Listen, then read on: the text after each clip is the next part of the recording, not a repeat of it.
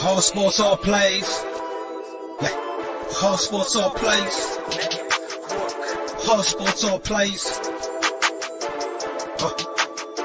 365, we making a place. You talking the game, get you through the days. We're high in the court, the dime in the lane. Variety, topics, living the same. All presentation, sports information. In the airways, taking the nation. All sport, all plays, like working your faces. Grace at the field, so tie the laces. All sports, all plays. Yeah.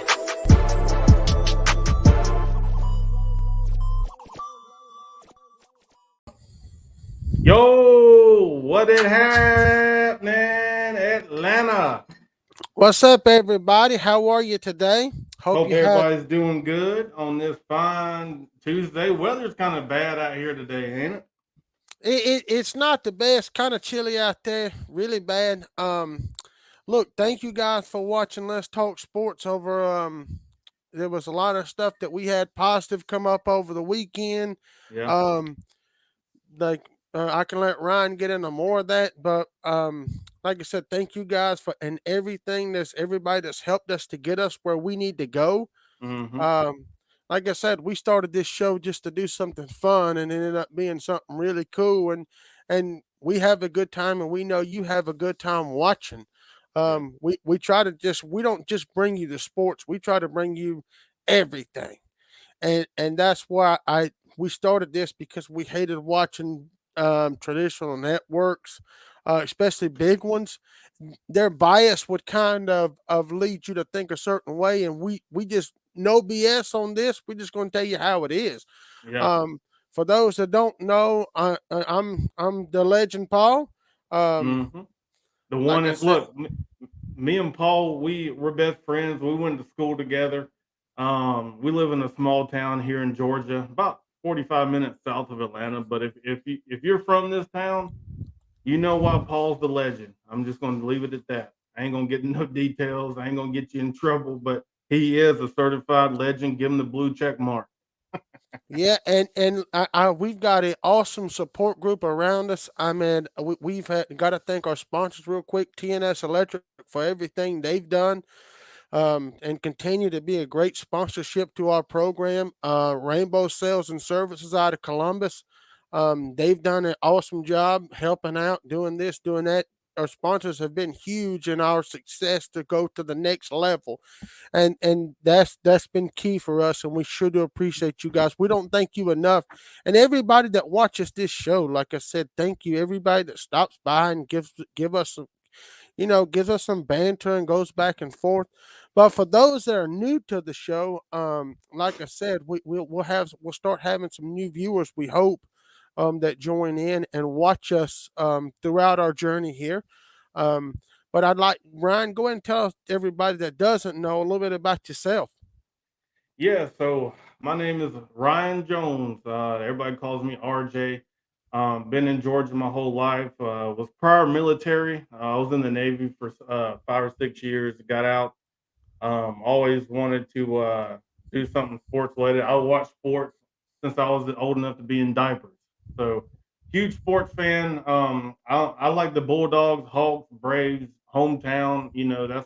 That's kind of what I do. And with Paul being a Gator fan, me and kind of butt heads on some things, but it's good to have that, man. That's what you need. But before we get started there, I want to take a big shout out to the All Sports All Plays Network. They partnered with us. We're partnering with them. They're some great guys and girls, man, and we couldn't be more happy for this network, man. We truly appreciate all the support that they've given us. And we're just excited, man. We hope that this thing just keeps growing like it does, and then to catch fire. And we're here to have a good time. Well, and to get your mind off of things, Ryan, and give you a little bit of a lot of BS and a little sports. You know what I'm saying? But we'll go ahead and dive right into it, because I know people are that's new, want to hear a little bit of sports. So we'll go ahead and talk about just for a minute. There were some great games over the weekend. A couple of them, I'll tell you, we thought would happened.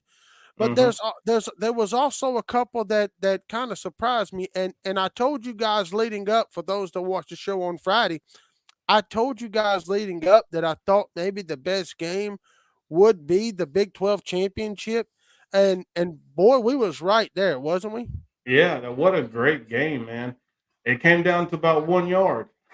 It not only did that game come down to 1 yard, but that was a difference. And I said that game, you circle that game because that Mhm. had all of the playoff aspirations, everything that Oklahoma State wanted was on their platter. They Yep. win and you're in. If now we'd have been if they'd have got that yard, we'd have been talking about how Cincinnati didn't get in the playoffs. Yeah. Yeah, and like I told you earlier on the pregame show too, how important was it for Georgia to go undefeated this year? Right? If we would have had one loss going into this Alabama game, we would have been out, to be honest. Not winning your conference and then having two losses. So that would have brought Oklahoma State and Cincinnati in there with Michigan and Alabama. But The one thing I can say talking about that Big 12 championship, Ryan, is there was look, we talked all season how the Big 12 didn't play defense.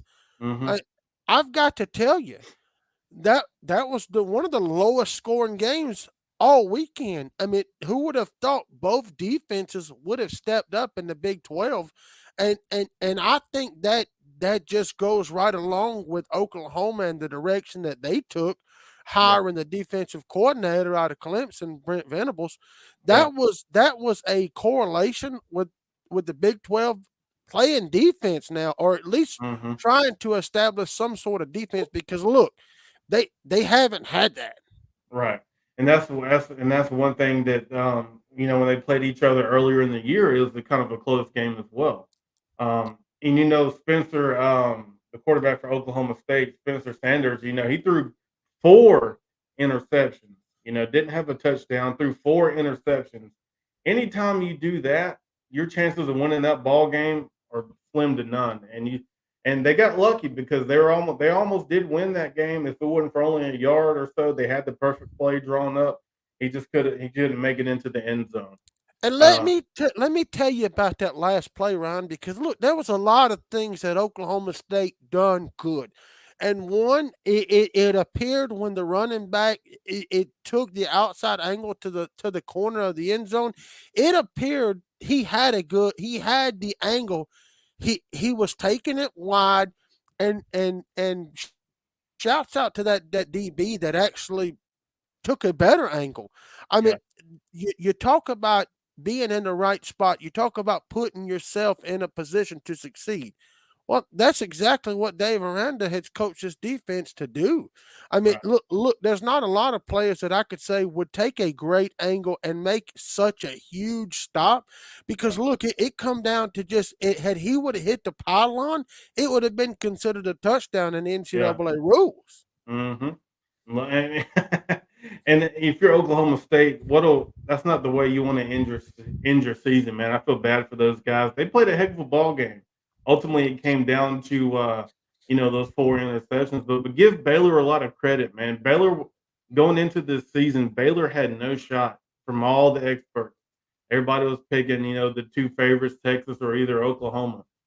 Nobody picked them, or nobody was even really talking about Oklahoma State till probably the third or fourth week into the season when they knocked off Oklahoma.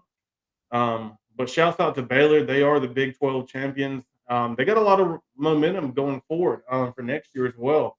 And you're kind of seeing, the shape of the Big 12 is going to change certainly in a few years when Texas and Oklahoma do come over to the SEC. So that kind of opens it up. And we do know that Cincinnati is going to the Big 12 as well. So that conference right there is going to start getting a lot of attention when you have Baylor playing good, Cincinnati playing good. And now, if you're Georgia or one of those teams that in the SEC that doesn't win your conference game, you're probably going to be out going forward, until they expand the 12-team playoff in a few years. So if they keep it at the top four, if you don't win your championship game, you're not going to make it. And Georgia got real, real lucky this year. And we'll talk about them in just a few minutes, but Hmm. we congratulate the Big 12 champions in Baylor and everything Dave Aranda's been able to do there. Look, we Hmm. knew the guy was a good coach. and he's one of those coaches that name has been brought up several times. There's a lot of Yeah. people that I listen to across different networks and whatever that always talk really good about this guy, and it proofs in the pudding. I mean, that's this is what happens. But to be an exciting game like that, to something like the ACC championship, Woo! I mean, we told you guys on Friday the ACC championship was maybe nobody cares championship. I mean, if you look at both teams, I mean, we really didn't have I mean, Pittsburgh, yes, Kenny Pickett is in the Heisman. Yeah. He is one of the finalists to go and had a great year this year. But Yeah. we knew Wake Forest had a decent defense. Their offense was better. But we knew this game was going to end up this way. I mean, with Pittsburgh getting that win 45-21 over Wake Forest, I think the Demon Deacons just finally ran into a team that was just better and wanted it more. Yeah. And if you're Pittsburgh, man, where do you go from here next year? With Clemson being the way they are, I don't know if Clemson's going to get retooled. They need to fix that quarterback position. But let's be honest, the ACC is going to be wide open next year. Well, and there's things changing in that conference. We talked about this for a second ago. Hey, you're going to have some new faces in the ACC. One, Duke still needs to hire a coach, and Yeah. Florida State sticking wood Norvell because no matter what their schedule looks like, he's still pulling the number one player in the world. So they Right. still have that going for them. But then the disaster with Miami and what just happened with Manny Diaz. Look, people say karma is a you know what. Mm-hmm. Everybody feels bad for the situation that Manny Diaz just went in, speaking of the ACC.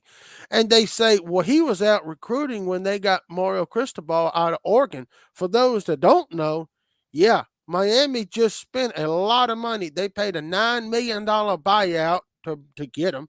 They've got to pay his salary and they've got to pay Manny Diaz. But the problem is you've had Manny Diaz out recruiting for you. You had Mm-hmm. all of his coaches out recruiting just in case Mario Cristobal said no. But Right. people think that in the way the situation was handled. Look, it's Miami. Stuff that normally doesn't happens, right? Yeah. I mean, Yeah. even for Miami standards, this was kind of wrong, but also kind of right because look, Manny Diaz took the head coaching job at Temple for about 24 hours before he left and Yeah. become the head coach of Miami. So what goes around comes around. But to get back to your point, Ryan, you were right when you said the ACC is a toss up because look, it won't be long before Dabo gets the Clemson Tigers ready, and Yeah. we'll see them back to the top. Florida State may be one of those programs. Miami won their last. It was 5-1 in their last 6 games, so Yeah. they They finished ended playing well. good. And Yeah. I mean, they finished playing good, and that's a key. I mean, that look, the ACC it's a better conference when you have those big names in it. When you and I'm even putting even when you had Duke that was decent, even when you get Georgia Tech in the early '90s that was decent. And you got Florida State being who they are, getting back to the tradition they had, Yeah. and you got Miami, and you've got some good teams. I'll be interested to see where the ACC goes because Clemson has a hole they got to fill, and like I said, Duke needs a head coach, Yeah. which the Duke program, their football is comes second to their basketball team, and they haven't been excited about that football team since I think 1989 when Spurrier took over.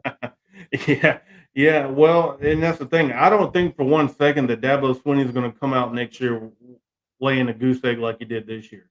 There's no way that Dabo Swinney goes out the gate and loses 4 or 5 games.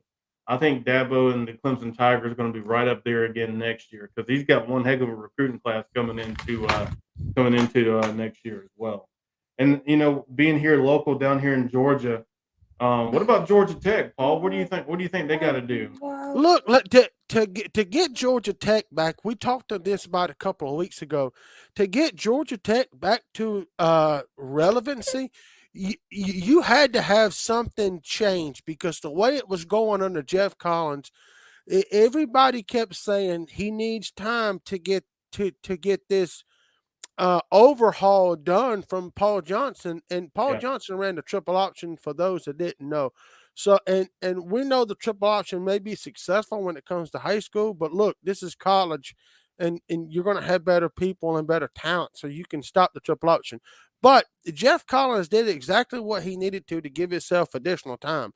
I don't know where that goes for their recruits that they had.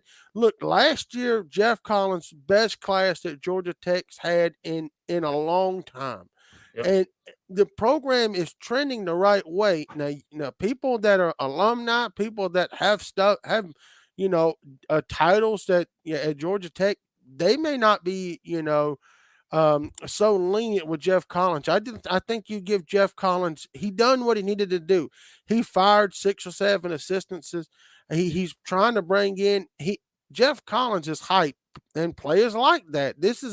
It's not the day where it's tradition is out the window at that point. yeah. People don't. These kids don't remember Georgia Tech had a good football team in 1947. But you still have Georgia Tech fans remember that you don't remember Georgia Tech split the national championship in 90. Yeah, And older fans remember that. I just think Jeff Collins, do I think he's the guy to lead this program to the next level? He no, may he he may be, but things are going to have to change, and he's going to have to continue to try to get 1 or 2 great guys on his team. Jameer Gibbs was one of the top running backs in the country last year. Florida went after him. Georgia went after him. I mean, he was a late sign, a February signee, but with him going to the transfer portal, that opens up that question marks all over because you do have Sims at quarterback. They still have TJ Yates. Jeff Collins is going to have to figure out what direction that team wants to go with all yeah, these NIL deals. Look, Sims is not the one that got the NIL deal. TJ right, Yates is, yeah. And he didn't even play hardly all year. and He got he the didn't. job. He got the job took from him. He got the job took from him. So Jeff Collins is going to have to figure out where this offense needs to go defensively. Just get some big guys out there. I'm not saying you go out and get a bunch of 5-star guys. Look, we know Georgia Tech's not going to do that now. But for those that don't know, Georgia Tech did get Calvin Johnson. They Yep, had Demarius Thomas. They had Jonathan Dwyer. They've had athletes at that school yeah, that are now coaching. yep, So the ability, I mean, like I said, Jeff Collins needs to continue to try to keep the recruiting up because the X's and O's standpoint may fall into place, but you can't do that without a good talent. So yeah. I'd like to see where Georgia Tech goes with some of these new assistant jobs that are out Hey, there. it ain't even about the X's and O's. It's about the Jimmies and Joes. Well, that's been our thing. That's been what we've said around all year because, hey, Hmm. look, we've kind of, I mean, I I've said that with the way the Florida's been able. Well, I'll talk about that in a minute, but I couldn't agree with you more how that goes. Let's just quickly talk about the Big Ten championship because Hmm. I mean that went exactly how we thought that it would. We knew Iowa had played good at spurts, but look, the Hawkeyes have had issues, and their issues has been inconsistency. They have not been able to play a 3-4 game consistent. One game their offense would be good, one game their defense would be really good, and their 2 losses were horrible losses. Absolute horrible. And that's where the difference is. And Michigan, look, nobody thought Michigan would beat Ohio State a couple weeks ago. That Yeah, that happened. And once that happened, I think everybody kind of woke up and said, wait a second, maybe the Wolverines are back. yeah. Maybe Jim Harbaugh finally figured it out. He finally figured out the tools for success, and they didn't just do that. Michigan, and we'll get into it in a little bit, but Michigan has one hell of an offense. You know, anytime you can put that many points against an Ohio State team who has been on a roll, beating everybody about 30, 40 points, you go in there and do that to them, shows you how good, and their defense is good enough. I'm not saying they're great, but they're good enough to keep Michigan in the ball game. And that's what they've done all year, minus that one Michigan State game. But let's Well, be honest, Iowa is who we thought they were. I thought they were a little bit overrated. You know, they had a couple of good quality wins, but at the end of the day, Iowa was just flat out, we are who we thought they were, right? Well, and when you look at that, Ron, you have to take into consideration. Look, coming out of nowhere was this defensive end that Michigan has. That look, for those that don't know, he's going to New York this Saturday. Oh yeah, yep. He's going up there with finalists. I mean, Hutchinson, it right now is Todd McShay's number one player overall. Mm-hmm. I mean, you know, we've talked about this before, how we like that, you know, Thibodeau and all that being in that position. But I think you found a better pass rusher and a more consistent player in Hutchinson than Thibodeau. Yeah, And just on what I believe, I don't think Hutchinson has the ability, you know, the chance to win that. But it just to be one of the four that's a finalist. I mean, you think of all the players that play in this country at these schools, and just to be considered as a finalist, it's got to just be you know, absolutely wonderful to even get brought up in that, even to be considered for something like that. yeah. When's the last time Michigan had a Heisman finalist? I think was it Desmond Howard. You believe so? Yeah, so it's been a while for those guys. So, um, I get, you know, what do you do if you're Ryan Day in Ohio State? What do you? I mean, Michigan's going to be right there next year as well, too. You what Ryan Day does, he just continues to out recruit Jim Harbaugh, and that's what you have to do. I mean, I can't stress to people enough. Recruiting is how a team lives and dies. Perfect example. Look at the University of Florida. I mean, Yeah, you know, Ryan Day just needs to keep doing what he's doing. I mean, yeah, look, I'm not saying that they've had a huge fall off. They're not Ohio State's fourth in the you know in the recruiting rankings. That's a good spot to be. yeah, I would rather be fourth than 40th. yeah. Well, look, here's the thing, too, man. If I'm Jim Harbaugh, right, and you let a guy who took over an Ohio State program, and Ryan Day, if you're Jim Harbaugh and you let Ryan Day out recruit you, there's a big problem. You know, Jim Harbaugh, that last name alone is more popular than a Ryan Day. I know Ohio State, you know, they're a little bit better program, but there shouldn't be any reason why Jim Harbaugh gets out recruited than Ryan Day. You know, so that just goes to show you that Ryan Day has a lot of work to do. I know, like you said, they got a good recruiting class coming up, and I mean, they're going to have a heck of a team. And I don't think it's going to be Ohio State's division anymore. You know, I mean, even though we've seen Iowa, we've seen shades of Wisconsin here and there, shades of Penn State, who just gave James Franklin one hell of an extension. So I think that division is going to be very, very competitive for the next couple of years. It may be the Big Ten. It can be just as good if you have all those teams playing decent. I mean, Yeah, it's depends. But you talk about the Penn State giving James Franklin that huge deal. Look, he Penn State lost a few games, and for yeah, them to be forking out that kind of money, and even the Mel Tucker deal was. I mean, that's what started this whole thing, yeah. right? I mean, Mel that's Tucker took that deal, and the following next week, they lost. yeah. I mean, and that just goes to show you that those 10-year deals we don't think is the way to go. But hey, we're not the ones forking that salary over. No, 10 years is a long time in college football when there's no loyalty. Well, let's talk about this because you 10 years is a long time. You're exactly right. Let's talk for a second because we'll jump into the game. I know everybody's excited for. Look, I mean, look at the background that I have today, Paul's a and Gator fan, and he had the nerve to put that as his background. Be a champion, and he's got the roll tide. Come well, on, man. well, let me tell you this: for those that and I talked about it on Friday, and I couldn't have said it any better.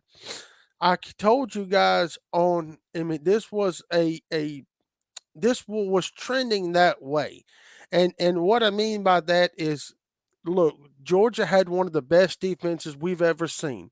You talk about the stars that they have on that team. The overall team speed is just unreal, Mm-hmm. right? Mm-hmm. You take all that wrapped up, and you have all those 5 stars, and you've got a walk on scrub of a quarterback in Stetson Bennett. Look, he's been able to do what Georgia needed him to do. Scrub, Look, come look, on, look, man. I'm just telling you, he's been able to do what Georgia needed them to do all season. Mm-hmm. But when they went up against a elite defense Mm-hmm. and just that offense that they have, Daddy Nick came to play, and I told you guys this was going to happen. I said Georgia on paper has the ability to beat this team by 13 points, Yeah. but it's not going to happen. I mean, throw all that out because you won't see Nick Saban come into Atlanta with the same team that they played against Auburn. And that being said, it not only was Georgia one of the best defenses in the entire country and that we've seen in a long time, Yeah. but it was a huge, I mean, it was a game changer because they have it the best defense we've seen in 100 years, whatever.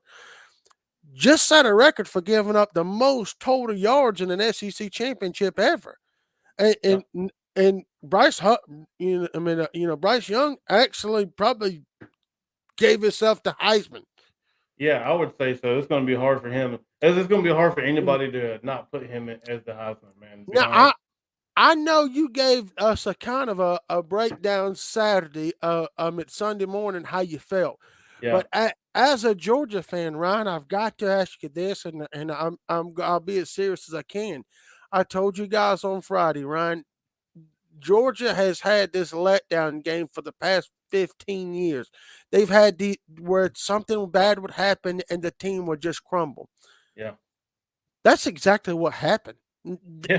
They were out physical, they was out coached, outplayed. They just absolutely couldn't do anything. They had zero pressure on Bryce Young. But as a Georgia fan, a lifelong Georgia fan, and I know a lot of our fans are, what was your reaction to this? And just kind of take us for a second on your feelings after this game, and maybe towards the coach, towards the Stetson Bennett. I mean, towards Jordan Davis, who was irrelevant. I mean, this defense we heard so much about, and Dean and Campbell and Watt and Wyatt, and where were they at? They couldn't Yeah. come. I mean, tell us a little bit about it, because Well, the for me, it was a glorious time. I love when Georgia loses, but I love when they get their ass kicked more. Yeah, and that's exactly what it was. We didn't just lose; we got our asses kicked, man. We crumbled like a daggum Nature Valley bar. And the thing was, we started out 10-0, right? We had the momentum. We were driving. We were getting some stops on defense. Historically, though, um, Georgia has had little success against mobile quarterbacks that can extend the play. We saw it with Tua. We saw it with Jalen Hurts. I mean, we just have so much trouble stopping a guy that can scramble and extend the plays. And I started noticing, I was like, man, when Alabama went down and scored twice, couple, 3 times, like, man, dude, where is the pass rush? And then Bryce Young would just throw the ball, and there'd be 5 or 6 feet before a Georgia guy would even be close to him. I mean, it's not like they were getting beat. I mean, they did get beat, but they're leaving these guys wide ass open, something we haven't seen all year. Now, and then a lot of people were making the comment about Stetson Bennett, how he should have been benched. Look, let me tell you, we didn't come into this game with the number one quarterback in the nation. We came into this game with the number one defense in the nation, right? That's the way our team is built. Stetson can't, when we're trailing, we're defense giving up 30, 40 points. Stetson Bennett cannot lead this team to a victory. The only way Stetson Bennett has been successful is if we hold teams under 20 points or less, right? This is just how our team's built up. and we haven't played from behind all year, except for that Tennessee game, which started. We were behind first couple plays, but that's just not how this team is built. Stetson did everything he could. Um, at the end of the day, it wasn't good enough. I thought he forced a lot of throws. He threw a lot of passes into double coverage. But ultimately, it just came down to the defense, man. And even with John Mechie coming out of the game, tearing his ACL, we didn't think that Alabama would have an answer to this Georgia defense. But God Almighty, man, they had 300 yards in almost halftime. 350 yards of offense at halftime. Well, it was the So lack it was the lack of pressure that we've been able to see these exotic blitz packages. We've been able to see the Georgia be able to blitz everybody. yeah, We've seen this happen, and when that does, look, it's a game changer yeah, because they have the ability to stop quarterbacks, when you're sacking quarterbacks, when you're putting consistent pressure on them, look, they don't have time to get through 1, 2, 3 reads. What they do is they hurry up, try to find a hot receiver and throw the ball away or take the sack. hmm There was zero pressure on an offensive line that we talked about on Friday. Look, one of Alabama's weaknesses all year, and everybody's talked about throughout the world, is Alabama's offense can't block anybody or establish a run game. Look, Alabama was able to do what they wanted to do, yeah. and it's when you see stuff like that happen, you see zero pressure, zero sacks for Yeah. Alabama, which is exactly what I thought would And happen. they came into that game with I think Bryce Young was sacked 35 times, which was 114th in the nation. So they were giving up a lot of sacks. But look, I've watched that whole entire game. I rewatched it a couple times. Anytime that Georgia stunned their linebackers and brought pressure, it's like the offensive line was ready for it. They knew what was coming. And that's what separates Nick Saban from Kirby Smart. His guys knew what was coming before the play even happened. They would automatically switch before, like the linemen would they would call out this. I don't know what it meant, but they were calling out these words. I could hear it, and all of a sudden, who they normally blocked, it would switch, and they knew exactly when the linebackers were coming. They knew exactly when a free safety was coming, and it's like they knew exactly what the play was going to be. So that's why they had. And Bryce Young, look, give Bryce Young a lot of credit, man. This dude was a redshirt freshman. This dude's like 19 years old, playing against our best seniors on this team, and quite honestly, the best defense in the country, and he shredded them. He shredded What us like sliced cheese.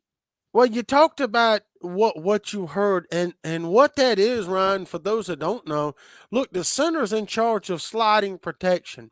Yeah, The quarterback Young, which is, I mean, that look, Bill O'Brien coaches this offense. We know he's consistent. We know what he does, what his offensive philosophy is. But look, this is a team that when the center does that, and this was a team that was struggling to do that very thing. And when you hear words, whatever their hot word is, protection slides to the left, hmm slides to the right. We used the same thing in high school. It was a protection call that would either shift everybody one way or completely changed how the offensive line blocked up front. hmm And and when that happens, it you basically let the defense get into what they're getting in, and Alabama went no huddle, keeping Jordan Davis on the field. Look, Jordan Davis he's an awesome player, but he can't go for long. No, This the size here is what cost Georgia to be able to establish anything, because Jordan Davis was tired in the third quarter when Alabama reeled off 17 points after halftime. yeah, But I mean, they had them. They had them exactly where they wanted. And when that happens, when you go no huddle, you let the defense show them your hand. When a defense shows you their hand, it's easy to slide protection, and that's something Kirby Smart will have to go back and look at, because you you're right though. People blame Stetson Bennett for this loss. Look, Georgia fans are thinking JT Daniels is any better. Dude, he's not an All American. I mean, he's not the Messiah at quarterback. He's exactly JT Daniels. I mean, people are saying, well, Kirby should have done a quarterback. It's hard to win any game, much less when you get out physical. I don't care who your quarterback is. You move Bryce Young to Georgia, and you may get that same score.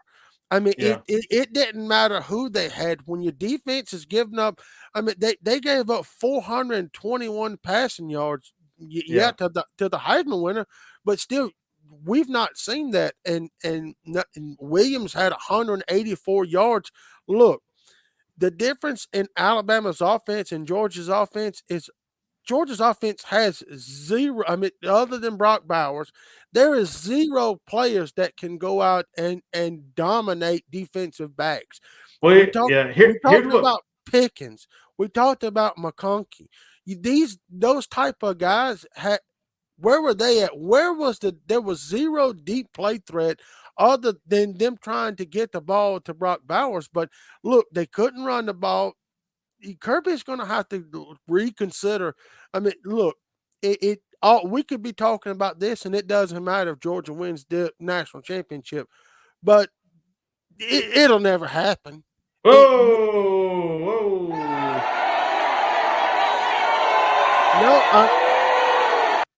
No, I'm just saying. We seen Georgia and who we thought they were, and what I called on Friday's show, that came to fruition. But this is bigger than. Is Paul right? Let us know in the comments. Do you think Paul's right that Georgia won't win it all this year? Let us know. There's not one player there's not one guy in their right mind that really thinks after a 17-point beatdown and a record of 800 yards that Alabama accumulated. Yeah. Stick a fork in Georgia. They're done. When I say they're done, they're donezo. That's it. They're done. I mean, well, here's what pissed me off. Pack them up. Here's what pissed me off, man. You look at the receptions during that game, right? Brock Bowers had 10 receptions for almost 200 yards. George Pickens only had 2 receptions. That's where the game. The one side note that I will give Stetson Bennett, the where area he lacked was he tried to thread the needle into Brock Bowers on almost every passing attempt. Well, that's all they have. No, that's not all they have. That's not all they have. George Pickens is maybe a non-scholarship player at Alabama.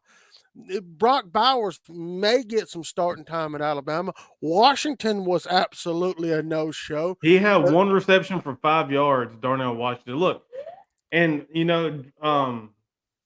threw to James Cook 4 times.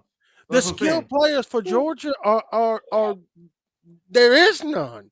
You have Bowers. There was 0 consistent run game. There was zero deep threat other than Bowers. I told you guys on Friday exactly what this was going to happen. I said they're going to have to force the ball. They're going to have to force the ball into either McConkey's hands, Pickens' hand, Washington's hands, somebody other than Bowers over and over and over. And like I said, when you keep forcing it over and over in triple, quadruple coverage, you're going to get intercepted. You're going to what the one thing Stetson Bennett couldn't do is turn the ball over. You can't turn the ball over. Georgia, the entire program and that entire university needs to look again at playmakers. You can recruit the world's best defense all you want, but we've seen it doesn't really matter when it comes to. I mean, Alabama showed you it doesn't really matter. No, it don't. You've got to eventually. You're going to have to score points, and I brought up this point every single show. Georgia's not as good as what I thought they were, and Georgia had everybody fooled. And look, if you want to be a champion, Ryan. Yeah. Look right here. If you want to be a champion, you have to show that moving forward. Yeah. You've got to continue what got you there. Kirby needs to go and instead of trying to tell everybody, oh, this is exactly what we needed to wake his team up. No, You should have had this team woke up. You're the best team in the entire country all season long, and when it counts, you have nothing. Like it would have been different if Alabama hadn't struggled with LSU. If Alabama hadn't struggled against Florida, Florida should have won that game. Yeah. LSU held Alabama to 8 yards rushing. Texas A&M beat them. They had 5 close games that could have swung either way. And Georgia had 0. They was absolutely murdering teams. Yeah. But it doesn't matter. If you can't do it in the big game, it doesn't matter. Look, Kirby Smart realizes now, it took this loss for him to realize it's not the defensive philosophy. He's going to lose both coordinators. I can almost promise you that both coordinators at Georgia is going to get jobs. Yeah. He's probably going to lose a strength and conditioning coach. There's going to be coaches that depart. Where do they go at play? They got to have playmakers on the offense because, look, I don't care how good your defense is. Defense wins championships. Bullshit. Championships are look right here. To be a champion, you've got to score points. Yeah. Hey, to be a champion, you've got to put it all on the line. Alabama had nothing to lose. Georgia had everything to lose. If these teams meet, and I'm just going to tell you guys right now, if these teams meet going forward in the college football championship, it may be worse than a 17-point outcome. It may be a 30-point outcome. Oh, it's just because I don't trust the lack of playmakers. Look, Georgia's got these 5 stars at receivers. Where are they? Are they not being coached? Why is Bowers the only one that's consistently looks like he's working hard? We knew George Pickens going into this game with his attitude and the way things happened. We knew that this was possibly going to happen with Pickens. It's not he couldn't get open. It's just his lack of being able to run great routes. That's something that Bowers does that's so underrated. Because Bowers, every play the dude hustles, runs great. His route running is absolutely one of the best I've ever seen, other than Kyle Pitts at a tight end position. But you've got to have that, and Georgia's going to have to look themselves in the mirror on Sunday. I hope they did, and Kirby Smart's going to say, "Damn, 12-0 for nothing, 12-0 to get beat by Nick Saban again." And we hope the College Football Playoff Committee doesn't put us against Alabama first, because if they do, damn, we'll be going home New Year's Eve. Hey, look, man, there wasn't a quarterback on this team that could have came out there and beat Alabama. Not when, like I said earlier, that's not how this team is built. If we're holding our opponent to under 20 points, we're going to win. Now, if we start giving up 30, 40 points, it's over. This is not how this Georgia Bulldog team is built. We are not built to score points. We're not built to score points. We're built to shut people down with our defense and score 20 points. That's how we win. Well, it looks like to me you need to go back to the drawing board. It looks like to me you need to tear that building down, condemn that, and rebuild this. Look, Ryan, to be a champion, you're going to have some sort of an offense. And Georgia had just enough to where they should have kept this game. Look, Alabama scored 24 points in the second quarter alone. Yeah. That totals what Georgia had the whole game. Yeah. It just, you said it the best. The way you said that was absolutely, you're right. Georgia has been built on, this team and philosophy has been built around defense. Where does that get you? Well, it should get you a national championship, you would think. Defense wins championships. Look, to be a champion, you got to score points. Hey, you can't win if you don't score points, right? you have to be able to score points, and you're going to have to look, and as Georgia fans, you're going to have to sit there and say, when do we catch a break? Yeah. You're not. Well, look, we've had the number one recruiting class for the past 3 years. Where are those guys at? Nowhere to be found. You've got a walk-on at quarterback. Look, the game wasn't won and lost. Stetson Bennett could only lose the game. He wasn't going to go out there and sheer win his team to a victory. That's not happened all year. He's been able to not make turnovers, and that's how you win the game. Right. And Georgia's got to relook at how you blitz everybody, because a team just look, as good as Georgia's defense is, Alabama's offense is just better. I am so happy that this college football playoff committee didn't put this game as to be played because because I think you would completely take out Georgia. And people ask, and I've heard this the past couple of days. They say, "Hey, Paul, what do you think is going to happen when Georgia beats Michigan and plays Alabama again?" Wait a second. I don't think Georgia's going to beat Michigan. I don't think this team has any fight left in them. I think the Bulldogs have taken their last bite. You said ain't no more fighting the dog? There is zero. When I told you guys at the beginning of the year, this is not the year of the dogs. It's not. This is the year of the Crimson Tide. Crimson Tide, bud. Come on. This is the year of the Crimson Tide. And look, I've been waiting. Look, Ryan, I've been waiting. Let's put him on a small screen so we can't hear. Put me on the small screen. But look, Ryan, I have been waiting 12 weeks to say this to you and all our Georgia fans that watch this show. I told you so. He's been waiting too, bud. I'm telling you. I have been. That has just been eating me alive, and I told you so. I told you this team was going to be beat.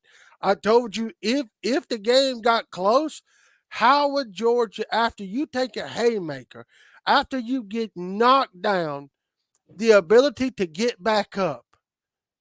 That's what makes a champion. When Georgia got knocked down, they was too big and slow to get back up. They wasn't built to get back up. They was built to play with a little lead and just dominate and keep blitzing. How'd that work out? I just think that Georgia is done. That's it. Michigan absolutely embarrasses this team. For those that don't believe me, I'll be here the show after. I'll be here New Year's Eve. For those that don't believe me, I'll tell you I told you so again. It's coming. The Wolverines just absolutely destroy the dogs moving forward. And the Cincinnati, look, it was a good run for Cincinnati. And look, just to win the American Conference or American Athletic Conference, that was good. But Cincinnati done exactly what they needed to, Ron. We're taking on number 21 Houston and beating them by 15 points. Look, Houston had a good defense, and we said this going in. Houston was undefeated in the American, and so was Cincinnati. But it's one of those things that when it came down to it, Luke Fickell just had this Bearcats team, ready to go to the next level. Yeah. Well, I'm taking it one game at a time. I'm not looking past Michigan because, like I said, they got a hell of an offense, man. And we've seen Georgia last weekend what a good offense can do, man. Georgia has the biggest thing is, man, they got to get pressure on the quarterback. That's where Georgia is successful. If they don't have pressure on the quarterback, if they're not putting him in the dirt, if they're not getting his look, Bryce Young took off his jersey after the game and it was all white. There weren't even no grass stains on it. That's why Alabama won the game. Alabama won the game because Bryce Young had all day to throw it. And I think if they go out there and do that against Michigan, we're done. And then at the end of the year, we're going to have a different conversation about Kirby Smart and where he's headed with this program. Because if he can't get it done against Nick Saban, then something's got to give. Look, I know Nick Saban is one of the all-time GOATs in college football. I get that. But at some point, he cannot keep winning this thing. There's got to be one slip up along the road. We've seen Clemson do it. We've seen Ohio State do it. Why can't we do it? Alabama did have a slip. Alabama lost to a Texas. They had 5 games that could have won either when way. It matters, it seems like it's like during the regular season, that's okay. But when it matters, like last Saturday, they take it up a notch, right? They They do what they've been doing, and they multiply that by 100, and they come out and they're playing mistake-free football. They're going to beat the absolute dog shit, literally, no pun intended, out of anybody who they play. Well, in like I was saying, Cincinnati being able to get to that point, it was a great accomplishment and a roof buster for a group of 5 program to come Yeah. in, and because look, Cincinnati's been there for the past couple of years. Yeah. Coastal Carolina was there last year.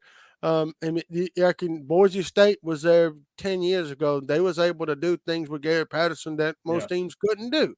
Yep. But when you put if Alabama comes out like they did in the SEC championship game, that's going to be a nightmare for Lou Fickell and his Bearcats team. It's I just have a hard time thinking that Nick Saban's going to have. I think they keep this running, and the probably one of the best things that I could say was when all the teams in the college football, when they had their show on Sunday about who was going where, what seed was going. Look, a lot of these teams had what they call a party. Yeah. So a catered party, Like a watch for party. a watch party. Guess who didn't? Let me guess, Alabama. When asked about why didn't Alabama have a watch party for the college football selection show, Nick Saban said, "We don't do that around here. That's Everybody not knows. Everybody knows where we're going, we don't do that around here.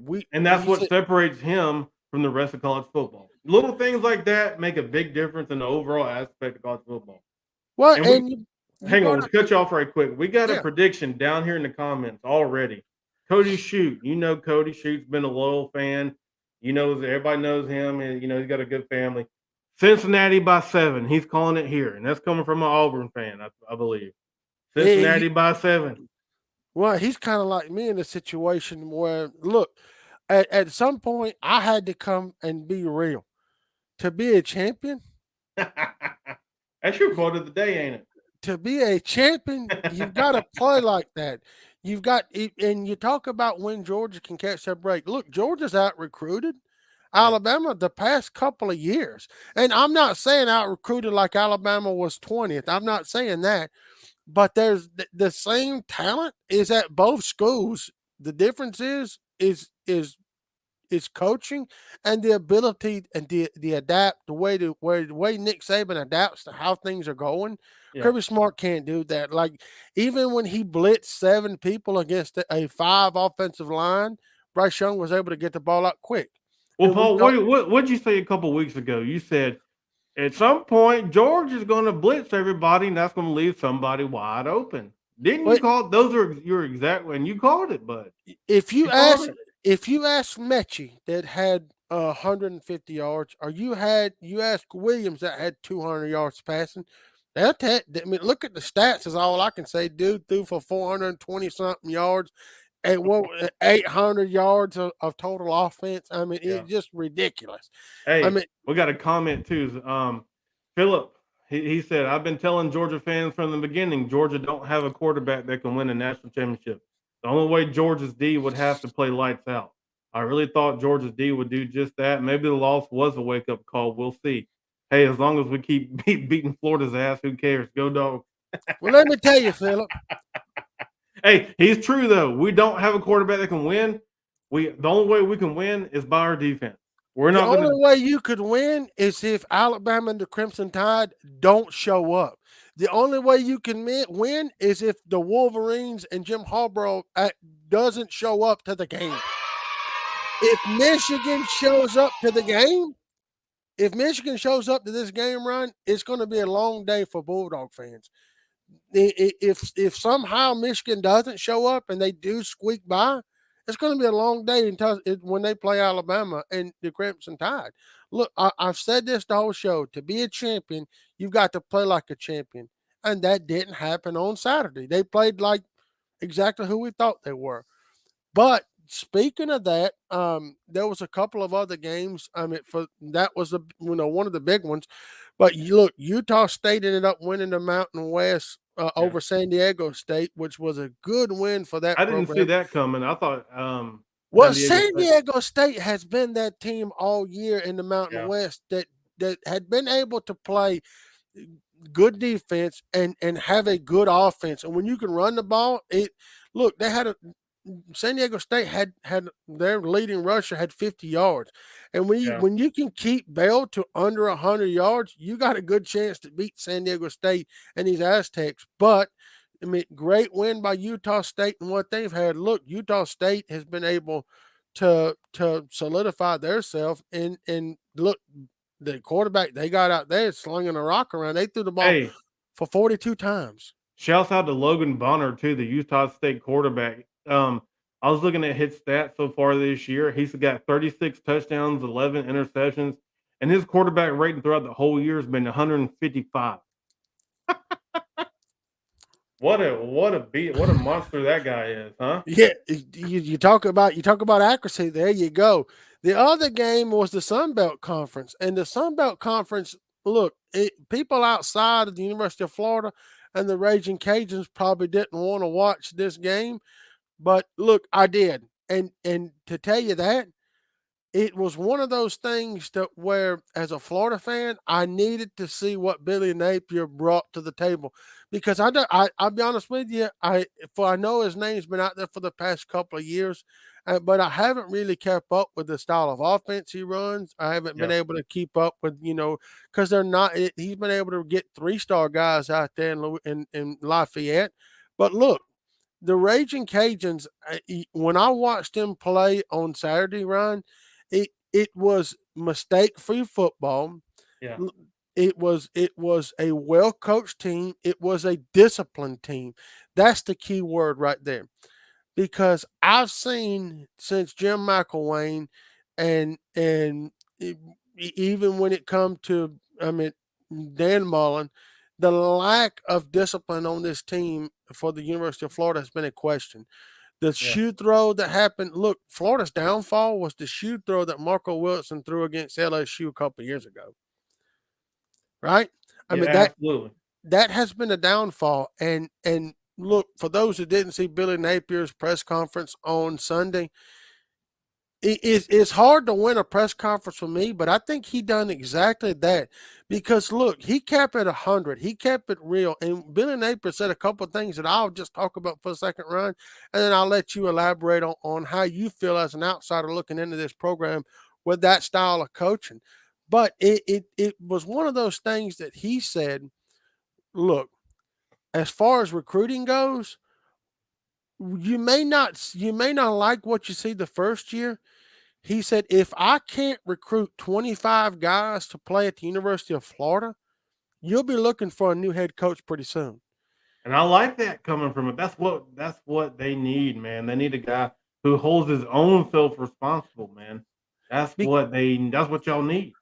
But there was a couple of, like I said, that and the other thing I think Florida fans took away from that is he said, we're going to be the best team in the ACC. He said it won't happen overnight, and we're going to work at this tirelessly, and we're going to bring in the best staff. Look, we've seen the recruiting budgets when they come out. We've seen who was number one. We've seen who was 2, 3, 4, 5, 6. And Florida was about 15th on that list. One of the things Billy Napier and Scott Strickland had, there wasn't a lot of words said there, but one of the things that were said throughout this whole process was Billy Napier said, I'm going to have more guys. For those that didn't see Louisiana Lafayette play on Saturday, he had 40 coaches and assistants on that team. 40. That's a lot. That's a lot. The only other team that has the same or more is Nick Saban. That's a lot of payroll. Florida has the highest payroll for assistant coaches and now has the highest budget in the war in all of college football for recruiting. Hey, you better double up on your Gatorade revenue. Well, and that's what, as Florida fans, we'd like to see more boots on the ground. You can't consistently have Tim Brewster and C-Rob out there being the solo recruiters. And it's hard. I know Dan Mullen was handicapped because he couldn't he had a ban. He had a show clause from the NCAA that he he violated a rule that they had, which was a BS rule. Yes, I know, and I know the whole story, but there was a rule that was broken that happened that didn't allow Dan Mullen to actually physically go out. And when Saban goes out, he gets those players. When Kirby Smart goes out, he gets those players. When you keep having, and I'm nothing away from Tim Brewster, but he's not the head coach. Nothing away from C. Rob or some of these guys, but they're not the head coach. It just means more when you have the head coach sitting in your living room, and that's something as well as when I was getting recruited by different teams.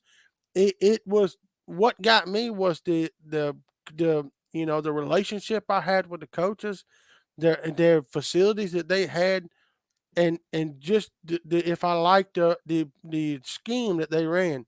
Florida's checking all those boxes for some of these guys. Yeah. Hey, we got Tristan down here in the comments. Did y'all talk about the University of Miami? We can get on them for a minute.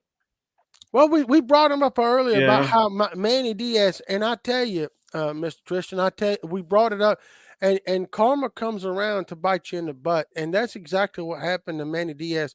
Look, everybody feels sorry for him. Don't feel sorry for him. Look what he done for the Temple program. He took the job for 24 hours. Said, I got a better opportunity. I'm going to Miami, and that's the same thing that Miami done around and done to him. He was on a recruiting visit. Look, he had to know something was up. All the reports that was out there saying Miami's offered him, Mario Cristobal, $8 million a year to come coach this team. You had to know something was up. He just played dumb with it. Yeah. And I think that Cristobal hire, man, is a good fit for him. Cristobal's coming back down here to his roots. He's been in Miami. He's a Miami guy. So I think that's the right move for him. And look, we talked about it earlier too. The ACC is going to be wide open. I do think Clemson will come back a little stronger than what they did last year. But if you're in the ACC right now and you're not already recruiting, getting guys working on your team, you're missing you're wrong, essentially, man. Miami has a great opportunity this coming up year to be that team in the ACC. With everybody else having down years, Miami and Mario Cristobal, they had the opportunity to be one of the top teams in the ACC, if not the top team for the University of Miami. So that's what it's all about. It's all about the U. Well, it's people look at it. Look, for older people, they understand what you talked about. The U means. Mm-hmm. Younger people have no idea what the U means. They don't know who Jimmy Johnson was.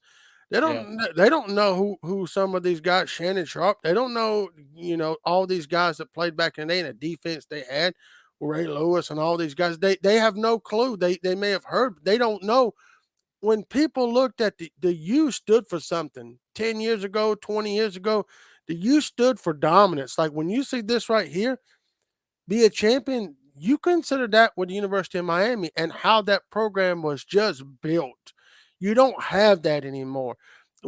And you talk about teams on the rise from the ACC. The team on the rise that I would look out for is the Florida State Seminoles. And I can't tell you guys enough. They've got the best player, and I've seen with my own eyes. I've seen several really good people play high school football in Trevor Lawrence and Justin Fields and Xavier Dixon. I've had a chance to talk to some of these guys. You see a lot in looking at those guys, but I can tell you I've never seen a athlete, a straight up athlete, as Travis Hunter has been at Collins Hill right up the street. Look, when Florida State and Mike Norvell got this guy in February, I said, oh, crap. Mike Norvell's done nothing but continue to build on this program that he's got there. And Florida State won't be down for long because when you get a playmaker like Travis Hunter, you can play this guy anywhere. Let me tell you in high school what Travis Hunter does. The guy kicks extra points, plays the best DB I've ever seen. Maybe just as good as a wide receiver as I've ever seen, can tackle in the open field, can make people miss when he's playing on offense, plays some quarterback. Yeah. I mean, you talk about a guy that just does everything he's asked to do. That's it. And if that translates at all to the next level and what this next recruiting class that Florida State's building over there, they're 11th in the country and moving up. Another team that's good at recruiting is North Carolina. Look, Mhm. everybody gave them the Heisman. Everybody gave Sam Howell the Heisman before the season started. Him or Spencer Rattler at Oklahoma, both of those guys didn't pan out. Yeah. Oh, Both of look, those. I'm sorry to cut you off too, but he also said, why do y'all think that the natives are looking at schools outside of Florida? And Tristan, I'll hit on that just for a second as well. So right now, the landscape of college football is all about a dog and pony show, right? You have a bunch of these 18, 19-year-old kids that you want to come to your program, but you got to put on a dog and pony show for these guys now, man. They're all about the hype. It's like, what can you do for me now, right?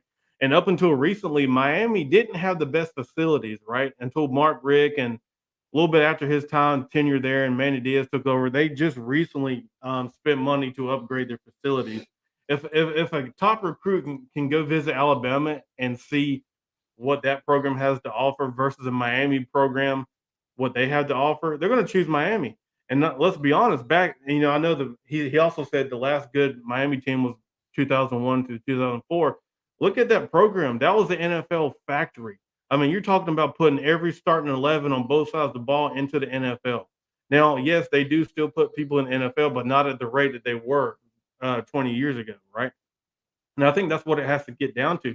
You're seeing these schools in Florida now, though. They're upgrading their key. They're kind of catching up to everybody else. Look at the University of Florida, right? They just spent millions of dollars upgrading their facilities that were outdated.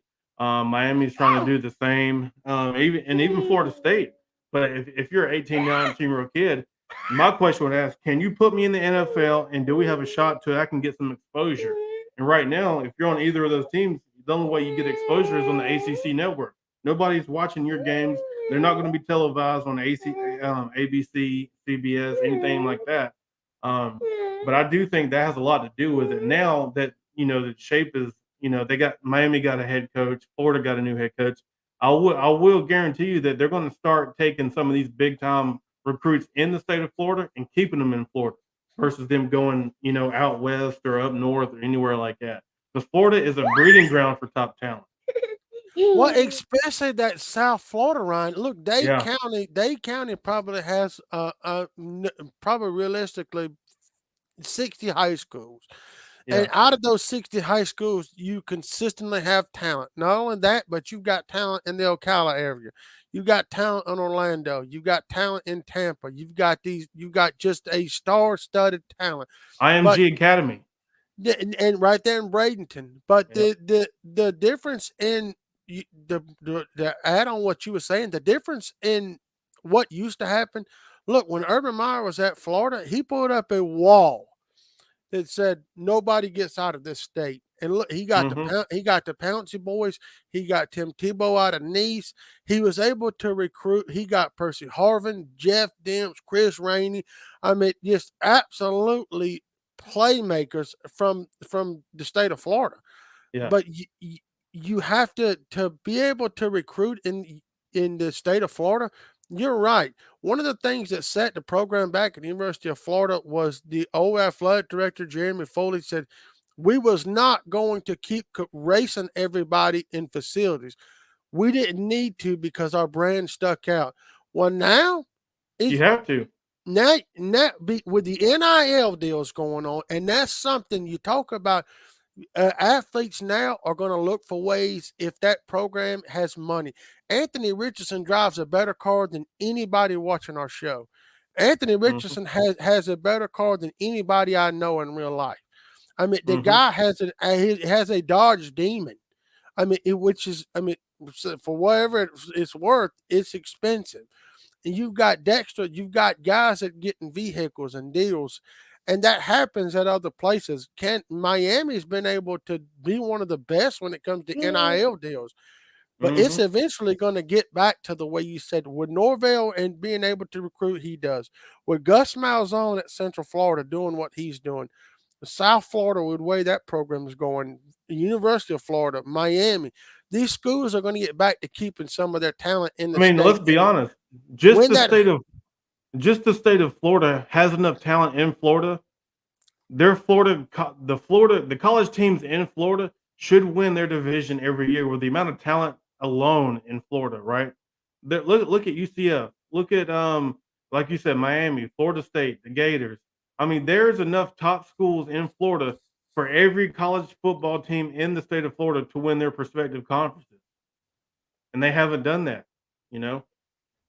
Well, the difference is, and I talked to somebody that told me this. The difference is when you go to Georgia, they chauffeur you around in a black Cadillac. When you go to Florida for a visit, you're treated like just anybody else. You get on the bus, and you go to the game. You're not chauffeured in these Cadillacs. When kids take official visits, they notice that thing. Look, 20 years ago, 30 years ago, it was all about tradition at that program. Yeah. These kids don't understand exactly the point I was just making earlier. These kids don't understand the tradition at Miami. When they see the U, they think, "Oh, that's Miami." They don't Hmm. understand that used to stand for something. Yeah. That Uh, people used to be feared. People are hated. There was teams out there to hated to play in the University of Miami and and how aggressive let's and be physical honest. they were. I think the University of Miami has more people in the Hall of Fame than any other program. I'll have Well, to look at it, pro but I mean, you probably just look at the names. Notre Yeah, Dame but has the most Heisman's won, but they're yeah, probably right. You're probably correct. They're probably up there, but it's the tradition of that program that it's outdated. No, yeah, like I said, the U used to stand for something. Now people don't know what it even stands for. yeah. And Manny It doesn't. Diaz was supposed to be the guy that turned that program around after Martin Rick got fired or resigned or whatever, but he did not do that, man. And like I said, the last couple of years, man, I felt like Miami had a real shot. Remember, they were ranked in the top 10 a couple years ago, man. They've been consistently good. It's just, I mean, they haven't taken that step forward like everybody thought. Well, and we'll kind of leave some of this for Friday's show, and we're gonna go over for those guys that are new people that are new to the show. We're gonna do something that Mark Chapper brought up, like Mark brought up last week, and he brought up us doing a college football playoff and a bowl selection. We want to do that with you. We think it'll be fun, and we've got our sponsors have really stepped up to the plate and been good with us. Look, they've donated several gift cards to us to give away. I mean, big gift cards at Amazon, Walmart. Right around the holiday time is the best time as well. And I can't thank our sponsors enough and TNS Electric, Rainbow Sales and Services out of Macon for doing this and being able so we can give back to you guys that give so much to us that watches our show. But I want to switch gears here. I want to jump into the NFL because I've got to tell you, Ryan, um, I'd like to get your take on what we've seen from the Falcons Sunday and where this team is going to go. They're gonna go to hell in the handbasket. That's where they're going. Um, I mean, did anybody expect them to beat the Buccaneers and Tom Brady? Tom Brady's what 9-0, 8-0 versus the Falcons in his career now. Um, it's just I've tried to watch the Falcons games too. I will cut them on just kind of as a background noise now, but the Falcons games are so daggum boring. Are you with me on that, dude?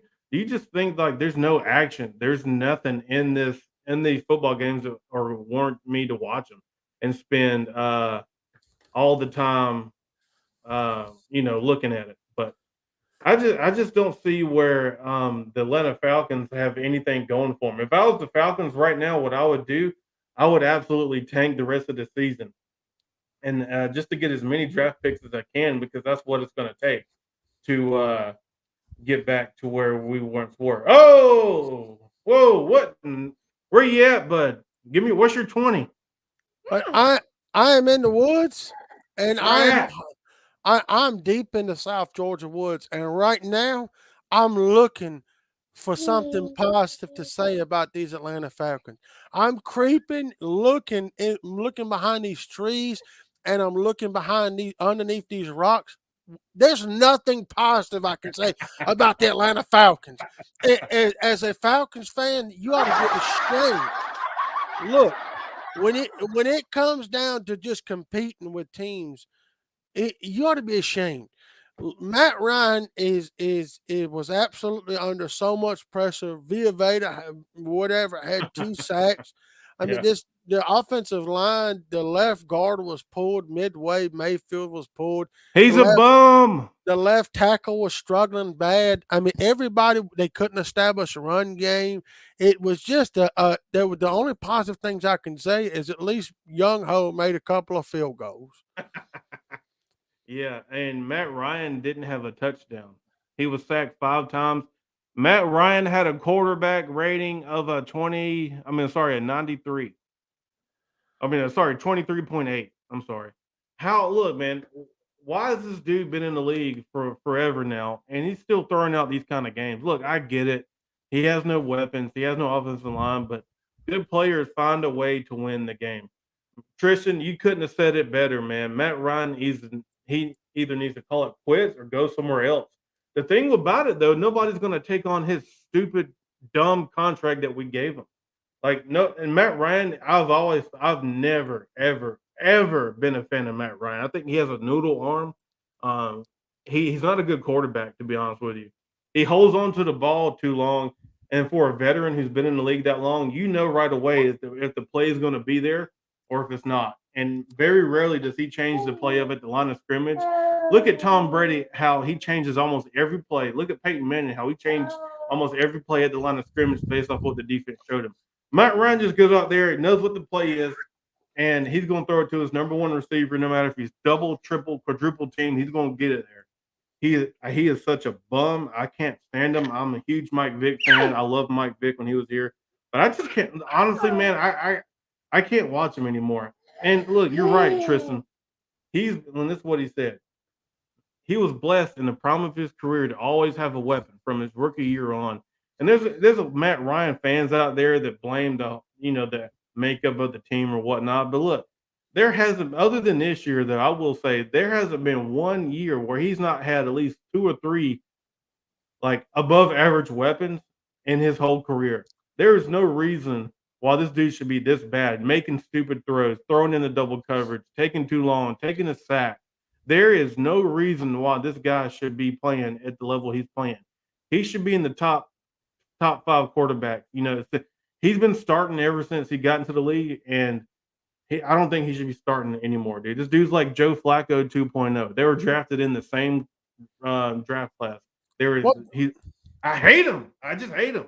well, the problem is you bring up a good point, Ryan. But I don't care who's playing. Even if you got Tom Brady, you switch Tom Brady and put him on the Atlanta Falcons with that offensive line. Nobody can have time. That offensive line looks like the Lamar County Trojan offensive line. It looks Yeah, like our but high school offensive line, and that is the key to being successful. You talk about Atlanta. Look, they've got the best. They got one of the best players, at least rookies this year, in Kyle Pitts. They had Calvin Ridley, who everybody thought would step up and be that guy. They yeah. had Zacchaeus, which was a good threat down the field. Russell Gage was going to take over, and they've got zero running game other than a Cordell Patterson. Who's not a And running back? when you can't run the ball and you have no running ball, when you got no running back on the entire roster that's can really play running back, when Matt Ryan's not able to feed off the play action fake, you're going to get these results. A drop back passer is exactly that's what he is. But when the Falcons are successful, they run the play action successful. When you've got Cordell Patterson back there, nobody's fearing the run. No. I'm playing a 2 high safety all day and I'm shutting you down. And look, that's the thing too. Our offensive line shouldn't be this bad. This is what I hate about our previous general manager, Thomas Dimitrov, who's no longer with us. But he drafted Caleb McGarry and Chris Lindstrom in the first round in the 2020 draft. First round draft picks, you take two offensive linemen. They should be at a first round draft pick level. These guys are bums. This whole organization is a bum. Hopefully, this new general manager and head coach can get on the same page and start drafting the right guys. That's all I'm saying. Well, when you look at that, I hate to be the one that busts your bubble, Ryan, but look at this general manager that Atlanta has and what kind of deal he gave to Taysom Hill when he was in New Orleans. Yeah, terrible deal. Look at the direct. I mean, look, he was spoiled when he had Drew Brees, and they had a home run with Alvin Kamara. Can They they do did. that here? Can they go out and get one of these running backs in the draft or in free agency that can make defenses think twice about playing two-eye safety? Well, we It's ain't had just a running back since Michael Turner. well, you're exactly right. But even the ability, look, last year with Todd Gurley, at least you got teams out of a two-eye safety, be it Yeah, sometimes, and that's when you can take a deep shot. yeah, It's hard when you got two guys playing safety that are and when you got two-eye safety, you got somebody covering half and half of the deepest part of the field. It's hard. It is hard to beat that. You got to get somebody singled up, no safety up, and torch them deep. Atlanta yeah. doesn't have that. They don't have that this year. Yeah, but you still You gotta spare make nobody. you still gotta take chances down the field, man. Look, all this team is a dink and dump team, man. They don't take any shots downfield. There's no explosive playmakers on this team. The You games are just boring. you The games are can't take boring. a shot when you're getting sacked every 1.5 seconds. Look, there's ways to beat that. If you know your offensive line is trash, put Matt Ryan in the shotgun, give him a two-step drop, and get it out of there. That's one of the ways you can avoid that. There's game plans around having a terrible offensive line. Not that bad. I mean, look, I would take Jared Goff and the Lions offensive line over the Falcons right now. Yeah, I mean, it's like me and you out there playing. I mean, you better than I was, but still. It was a terrible performance by the Falcons, and when you sacked 8-9 times, you're going to lose that game regardless. And you Yeah. give up 15 receptions to Chris Godwin for 143 yards. AJ Terrell had him on several plays. There is zero secondary anymore that the Falcons have. There's zero. I mean, other than Grady Jarrett, there's nobody on this Falcons team that I wouldn't want to go one-on-one with. Yeah, they're all journeymen. They've all been in the league 10, 15 years and are washed up. Yeah. Why not just sign me? I'll take a pay cut, dude. Give me $100,000. I'll go out there. I'll give you the same result. Yeah, we'll just kind of recap quickly the rest of the NFL and what happened. I mean, when the Cardinals stunning win over the Bears. I don't know if you call that stunning, Yeah. but Andy Dalton had several issues, and Kyler Murray was able to run for a couple of touchdowns. They hit Hopkins on a good route, which I know if you guys have him on your fantasy league, you wish he'd have got a couple more targets, but hey, it is what it is. But Well, that was a good win by the Cardinals. I'm surprised Matt Nagy still has a job. I Well, thought he was going to be gone. In Friday's show, I would have bet you my paycheck that he wouldn't be the coach Sunday morning. But I just don't think he's the coach to take the Chicago Bears to the next level. No. And with them drafting Justin Fields the way they did, and I know he's hurt with the rib injury and going through a couple of things. I get that, but the Red Rocket wasn't the answer from the start. You got a good running back in Montgomery that can play well. You got several guys they've got talent there. Yeah. They just need maybe a coach to turn that team around. But good win by the Arizona Cardinals. Finally getting everybody back off that COVID stuff and off those injuries. That was good to see. We called that game right down there. I think probably one of the game's upsets that wasn't an upset to us, but one of the things that we told you guys you may see was the Detroit Lions getting their first win. But boy, what a game that was. I'm going to go clip that show where we told everybody the Lions would win this past weekend, but nobody believed us. Well, the Lions have been so close and they shot themselves in the foot. But look, Kirk Cousins had a good game. I mean, it wasn't, and Justin Jefferson had a career game at 182 yards. Yeah, and shouts out to my boy Keem. He was actually he's a good friend of mine. He's a big Vikings fan.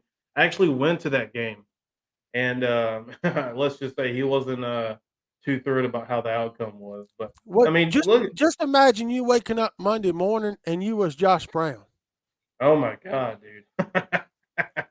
Look, How would the Lions how scored would you 20. feel? I would feel like shit. I'd rather be a Lions fan. Hey, the Lions scored 20 points in the second quarter alone. That's what won them the game. Yeah, and there was a couple of other close games out there. And the Colts dominated over Houston, which I mean, look at Yeah. we've talked about we talked about Jonathan Taylor and what he's been able to do this year. And I told you guys before football started that he, this guy is good. He's just, every week he's just proving my point. I mean, he's Where definitely is Deshaun Watson? he's at home. He's kicking his feet back and enjoying his payday. Where look, Davis Long Neck Mills is not it, but 6 for 14 for 49 yards. What? This team is a dude. This team, I thought the Falcons were bad, but this is one of the worst teams in pro football that I've probably ever seen in my lifetime. Well, to have a playmaker like Deshaun Watson on the sideline is it's just beyond me. I know the problem is with Deshaun Watson. The reason why teams are staying away from him is because of the allegations that Yeah. surround him off the field. As a player on the field, Ryan, I think Deshaun Watson is every bit worth 3 first-round picks. Yeah. As a player on the field, but he may be a seventh. I mean, I may give a seventh round for him because I don't know what's going to happen in February with these court cases. Yeah, and that's what a lot of people are kind of banking on too, that he might not be able to play even if he does go to another team. But they gave away D Hop, JJ Watt for practically nothing, and they didn't get nothing in return out of those draft picks. They have nobody. That was Bill O'Brien running that program into the ground. That's Yeah. what happens when a coach wants to be both the general manager and a coach. You were hired to coach the team. You wasn't. I Yeah. mean, maybe Bill O'Brien's he wasn't really good at drafting the team. Yeah, but look, while we're on this game, I'm gonna give 2 seconds shout out to Jonathan Taylor, man. I know the Texans are bad, but what a year this guy's had. What a year this guy's had. I mean, you talk about a guy that shows up and does what he's supposed to do. You talk about a guy that he busted a 60-yard run, got to the goal line, and had no problem with them bringing in Hines in to get the touchdown, or Carson Wentz to run the ball. I mean, unselfish player is what he is. Every week I'm impressed by this guy. He does something every week that just amazes me. Whether Yeah. it's 5 touchdowns, 4 touchdowns, 3 touchdowns, $150, catching the ball out of the backfield. He had 32 carries. I Yeah. mean, the next closest guy was Miles Sanders. He had 24 carries. Right. I mean that's they just fit, and that's with Hines and Mack playing the third and fourth quarter. Right. And shouts out to him, man. Hey, yeah, let's move. Let's head on to another few games. The Steelers over the Ravens was something that I didn't see coming. I thought with the way the Yeah. Steelers team has played all year that hey, Lamar Jackson is struggling right now. Yeah, I he mean, is. we've not seen Lamar during the regular season have this much trouble. When it comes the game Sunday, if anybody tells me Lamar Jackson had a great game, I'll tell you you're lying. Well, look, here's the thing about Lamar Jackson. In this offense right now with no run game, he has to be the quarterback and running back. He led the team in rushing yards. He had 8 carries for 55 yards, and he was 23 for 37 with 253 yards, a touchdown, and an interception. I mean, with no running back on your team, essentially, I mean, the guy's under so much pressure to do everything, man. And look, let's be honest, he's still learning. I mean, he hasn't been in the league all that long yet. I mean, there's still some things that he'll admit that he has to improve on. But other than, I mean, your next guy with the most rushing yards was Devontae Freeman. He had 52. So, I mean, that just goes to show you right there that there is no run game in this at all. Well, and speaking of run game, for those who watched the game last night, that was that's all you saw. that was a run game. That was like me playing Temple Run, where you just run, run over obstacles. Look, say what you want to about Bill Belichick, but he's using what he has and using the weather to his advantage. Yeah. I mean, look, Josh Allen forced the ball. They had 30 attempts. Yeah. He hit on half of those. The wind affected everything last night. He Yeah. couldn't kick a field goal, couldn't do an extra point. It was just a slow game. That was no big plays. Look, when you can make the Bills one dimensional, Yeah. you see what happens. Hey, all I know is Mac Jones got to like that game check. Yeah. Hey, 2 for 3 for 19 yards. That's my kind of stats that I could probably do. Yeah, you're right. But that was a game yesterday that I think if anybody had doubts about Bill Belichick and the New England Patriots, that kind of You're right, Tristan. I mean, that kind of pretty much, hopefully, that New England may be the best team in the AFC. Look, man, only Bill Belichick could do something like that and get away with it, right? He's such a great. I mean, he's such a great like football minded person. He takes every little thing into consideration. One time a few years ago, he made Julian Edelman, who wore these white gloves, the receiver when Edelman was with the Patriots. He made Edelman take these gloves off before the game because they were white. He said, "Why don't you put some dark gloves on? That way the referees won't see you hold as much." Just him and Nick Saban are best buddies, and those two guys look at everything, The right? attention to details. Nothing gets by Bill Belichick, and I think that's the game plan. He kind of, and he's got common sense, right? The conditions weren't perfect for passing, so he said, "I'm gonna drop a game plan where we're gonna run every play," and it worked. I mean, the guys just, I mean, he adapts to the environment, and there's not one thing that gets by him. One. Well, and I hate to switch gears because I could sit and talk about the NFL all day, but before we end the show, I wanna talk about some of these games coming up in the Georgia High School, the GSH, the Georgia High School Association, and some of these high school teams that made the playoffs run. Yeah. For the single A private, Trinity Christian, which we've seen for a long time, be consistent. Look, they went up against Eagles Landing, and Eagles Landing Christian, and took them to the wire. That game was 48-45. But Friday night, Trinity is going to play Prince Ave, which I think will be a great game for that private school, for a single A private school in our state. Yeah, 100%. The single A public. Look, I told you guys last week. For those that didn't know, Manchester, yeah, they was in the playoffs. It's hard to think, but they was in there. They lost last weekend, but Brooks plays Irwin County in that single A. Irwin County is another one of those teams, Ryan, that they didn't have the best regular season, but Yeah.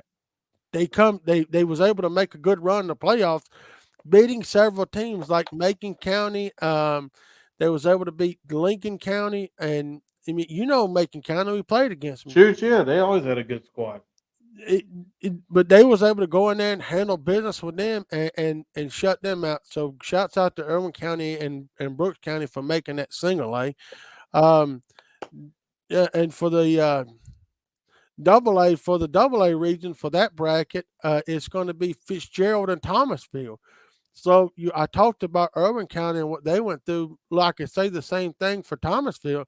Look, Thomasville took on a Rayburn County team that has always been in the dome. Yeah. And when you can knock off a team like that, what confidence Thomasville has going into this. I look for Thomasville to come out against Fitzgerald. I kind of know these two teams. Fitzgerald shut out Swainsboro 27-0 last Friday night to be able to get to this. So I hope that continues and maybe Thomasville can become champions and get back to what they did. Yeah. And look at the AAA. We've got Cedar Grove going up against Carver. Who do you like out of that one? Look, Carver is a school that I think is sneaky good. And Yeah, what I you're mean right. by that is, look, Carver Atlanta was able to beat Burke County, which beat Mary Persons. They was able to beat Liberty County, and they was able to beat Brantley. Carver has the momentum going in.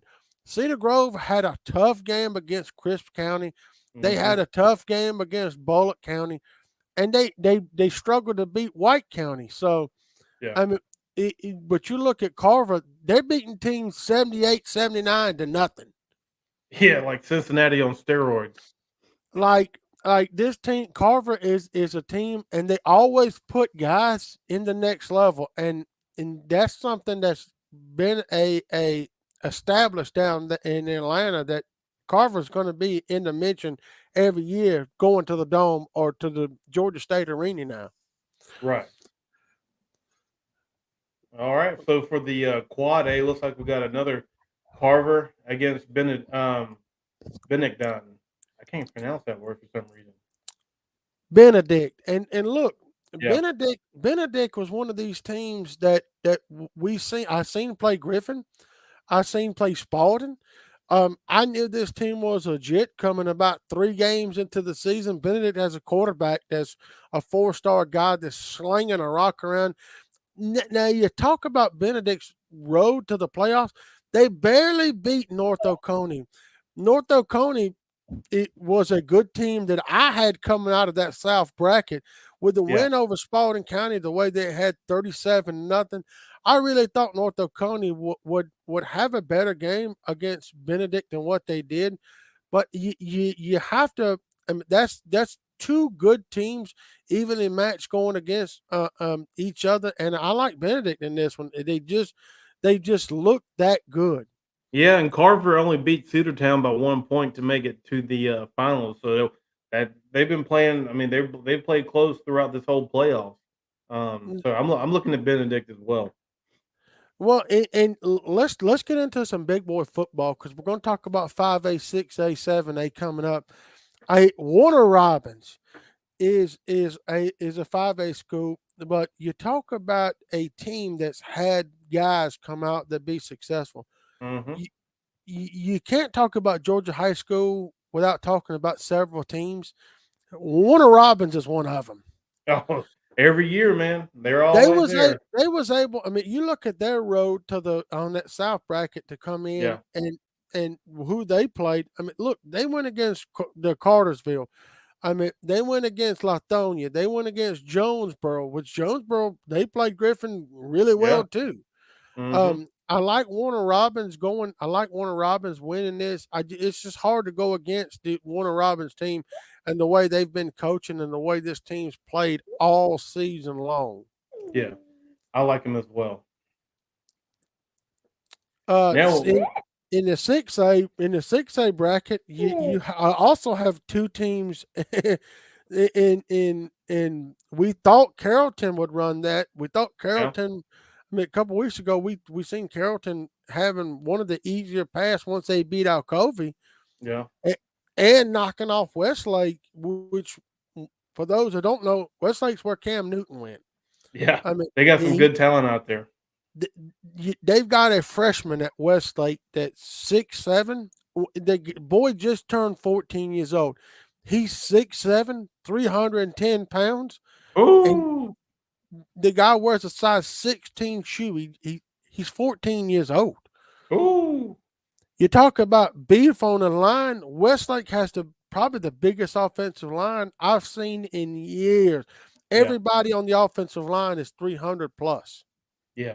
And to give out shouts out to Buford too. They just been beating the absolute shit out of Well, everybody. you remember Buford in the 2A. Buford was Yeah, 2A. They moved up to 3A, and now they're all the way up in the 6A classification. yeah, But Buford is another team you talk about that puts players at the next level in Division I prospects. Buford is one of those teams, along with Valdosta, Lowndes County, Swainsboro, Lamar County. You can't talk about high school football without mentioning million persons. But I put Buford in that same category, Ryan, yeah. because Buford always, no matter what, they lost 2 games in the regular season, but yet when it counts to it, the Buford Trojans are in this game. Absolutely. I don't agree. I don't disagree with you for 1 second on that one. But the classifications that we've seen them. We used to play them when they was AA, so we know that. Yeah, I mean they were beating the shit out of people when they were in AA. It was almost unfair. Yeah, it's like their team. Like we were doing good just to have somebody 300 pounds on our team, but their whole entire team was 300 pounds. I mean, you talk about guys, and we played Buford, Ryan. They had full beards, smoking cigarettes on the Yeah. sideline. Yeah, and they were throwing up gang signs at us. They were probably in actual I mean, these guys were tatted up, had grills in. I mean, they was intimidating, but getting off our little cheese wagon, they had one of the better looking buses. They had you could tell there wasn't a public school bus, it was some chartered bus. I mean, these guys had I mean, a couple of them were on probation, a couple of them were went to the NFL too. So I mean, they've always had a good program. We was getting off the yellow cheese wagon, and we was eating sack lunches. These guys were getting catered by Chick-fil-A, Yeah. coming And off that's of charter buses. Yeah, and, we had to put our own pads in our football uniform. They had somebody to do that for them, and I think that's where the loss started in our minds was mentally. Well, Ryan, if you gave me a pair of pants today, I couldn't put the pads in I them. still couldn't either, but I think they evolved now where you don't have to do that anymore. They just slip right on in, which I was kinda wondering all along, why haven't they just did that? Why do you Well, have to shouts loop out to Drew McCall and some of these guys Woo! that used to hook us up. Dude, I'm telling you, I ain't the smartest. I'm not the brightest crayon in the box, and I couldn't even put my own pads in my shorts. I mean, my Yeah. pants, I because the used to way they tell did it, you'd have to line them up. The stars would have to be aligned. You damn near had to use like an algorithm to put those in there, and you had well, to weave I them mean, in and out. And we started off, and this is it's good to talk about high school football and some of the ways that's we kind of as adults we kind of forget, or we don't talk enough about some of the things we went through, but that's what made our characters and who we were, and the accomplishments that we had on and off the field in high school. But it was one of those things that I told our head coach at the time. I said, Coach, I got to go against a guy that's going to Auburn, yeah, and I don't have time to be putting these pads in. I don't have time for these extra stuff you want me to do. Like yeah, I've got a guy that I'm fixing to go into. He's this dude's been hurting people. yeah, Coach, I don't have I'm trying to go to the next level. And I've got to be 100% prepared to go up against a guy that's going Division 1. Here I am getting a little rinky dink. Well, here I am getting offers from Georgia Southern and Valdosta State and good programs, but nowhere near the likes of Auburn and what the other guy accomplished. yeah. But I told Coach I didn't have time to put my own pads in. I didn't have time for these box jumps. I didn't have time for the You're right about that, dude. Hey, yeah I there didn't for the period between 2005 and 2006. I swear, if you'd have looked at Paul, he had the strongest. I mean, his legs look like tree trunks. yeah I there wasn't a guy that was more disciplined on our team than me. And that had a lot to do with the mail that was coming in and just the way things added up. I mean, you get a lot of letters and coaches come by to see you. You kind of get that mindset that you may be good. That's what happened. I mean, I just basically I wanted to do things my way. And Yeah, if it wasn't done, our high school coach, I think anybody watching our show could go in and do what our high school coach done. I mean, it wasn't hard to do, right? right. But talking about all that, I've got to get into this huge 7A match that's going to happen Friday. Woo! If if if for those that live outside of the state of Georgia, the Georgia High School Association is doing something cool this year. They're actually televising these games online. Georgia High School Association understands that not everybody has PBS, but look, if you have the access or you have the ability to get online, which I hope you do, you're watching the show, right? So if you have the ability to do that, I would tell you Friday night or they may play Saturday night. I don't remember. If you have the ability, maybe Saturday night or Friday night, there's not a lot of football going on. I think the Army Navy is going on this weekend or Saturday. So if you have the ability and you want to see the number one player in the world, and that's Travis Hunter that I talked about earlier. He plays for Collins Hill. And Collins Hill, out of the 21 starters they got, 11 have Power 5 Division 1 offers. I mean, this Collins Field team might be I mean, they're the best team in Georgia. I don't care what region you put them in. I'll put them up against anybody. This Collins Hill team is not only the best team in Georgia, they're ranked third in the nation. Yeah. I mean, I look at mean, their scores to get here. So they'd be Grayson 31-0.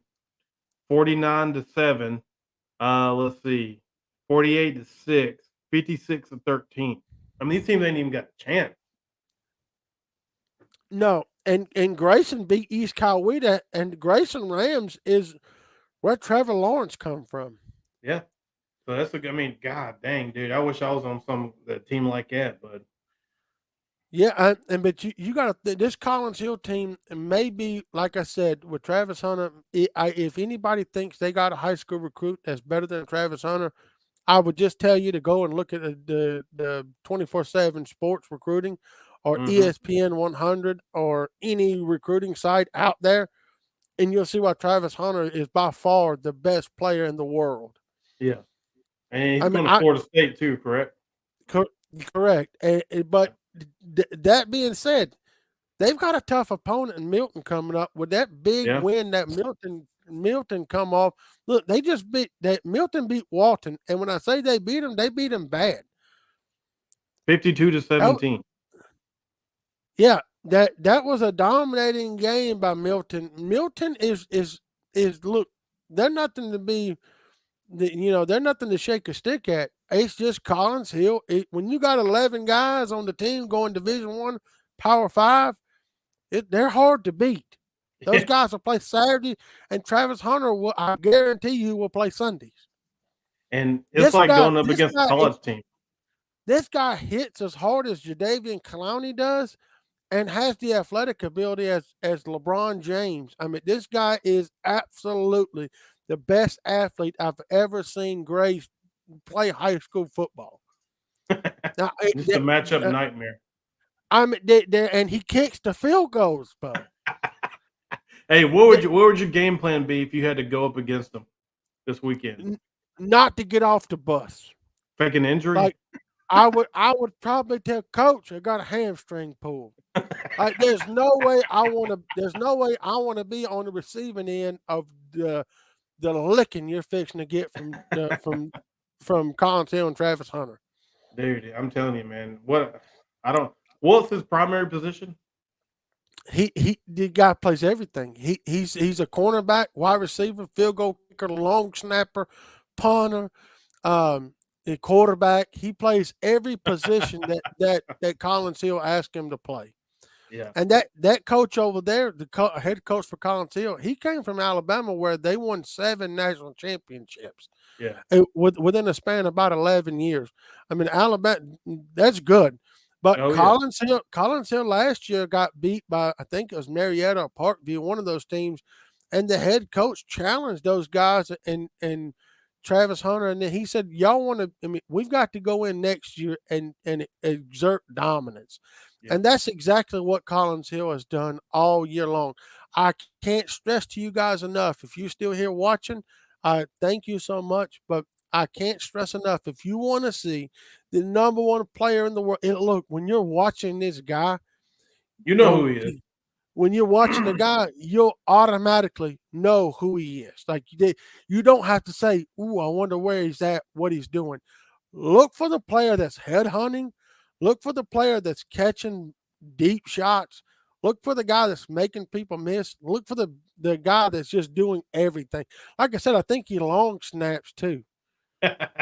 He long snaps it to himself. God almighty, dude. He long snaps, running back said catches it and kicks the shit 60 yards. The dude hit a 53-yard field goal. Look, he made a 53-yard field goal in high school. Dude, that's just God-given genetics right there, man. You'll see why he's the greatest player in the world. I mean, you'll see why he's the best overall recruit in the world. I can't stress. Like I said, I'll get Ryan to add it on our timeline. Yeah. So make sure you hashtag note. Make sure you exclamation point notify for those that's in here. Those subscribing on Twitch, I appreciate the subscriptions we had today. That's awesome. Thank you guys for helping out there. I mean, we are blessed with sponsorship. I mean, with the ASAP Network company coming in and TNS Electric doing everything they've done, and Josh and Rainbow Sales and Services doing everything. Rainbow Sales, Vacuum Sales and Services out of Columbus is doing everything they can to make this a good show. Give them some likes. I believe they're on Facebook. If not, Taylor Yep. Allen runs TNS Electric. I mean, he hung my TVs, done everything here at Studio A. I got a good setup here. Yeah, man. Look where we started. Look where we're at now, dude. Could you believe it? I couldn't believe it, and we couldn't do it without all you people watching. I know Ryan wants to get into the Hawks for a second. Let's just we'll wrap up with this, and we'll get back to Friday night doing our fired up segment. Yeah. Yeah, we've just been fired up a little bit about everything so far, but yeah, that's gonna be coming up next, or probably our next show, to be honest. But yeah, before we go, man, we just want to hit on the Hawks. Not really looking that good. I'll be honest to start off the season. They've had some close losses. They could have went either way for the last couple weeks here. Trey Young still looks good. They're playing good ball, but right now they're at 13-12.